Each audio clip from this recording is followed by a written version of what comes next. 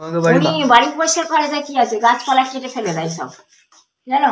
ওইখানে একটা ফলসা গাছ ছিল, কি সুন্দর ফলসা গাছ, যদি এই ফলসা গাছ থাকতো না কত ফলসা হতো বাড়িটার মধ্যে। সেই গাছ যতবার হয়েছে অতবার কেটে ফেলেছে, ও গাছ হতেই দেয়নি।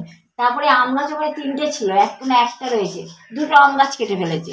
ও যতবারই কোনো পরিষ্কার পরিচ্ছন্ন করে গাছপালা দেখলে কেটে ফেলে।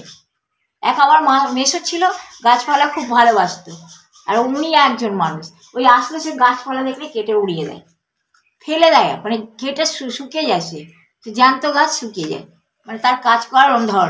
আর আমার যে নিজের মেসো ছিল, সেই বাড়িটার মধ্যে সব গাছপালা কি করে হবে সেই ব্যবস্থা করতো। গাছপালা থাকা উচিত, গাছপালা আরো উৎপাদন করতো, রাখা উচিত, তাই তো, গাছপালা রাখা উচিত, থাকা উচিত, কিন্তু ওই ব্যক্তি সব উড়িয়ে মানে পুরো কেটে ফেলে। বলছি না, ফলস গাছ দেখলে মানে একটা ভালো কোনো গাছ দেখবে, সেটাকে একদম কেটে ফেলে।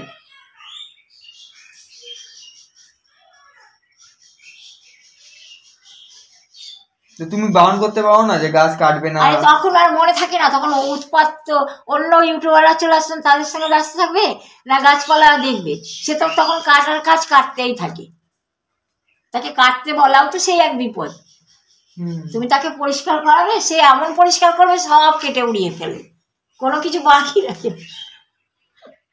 মানে দুঃখ যেন দুঃখ হয় যে একটা গাছ সেটা হবে, তা ফল হবে, খাবে, সে আর হতে দেয় না। তার আবার ওরকম গুণ,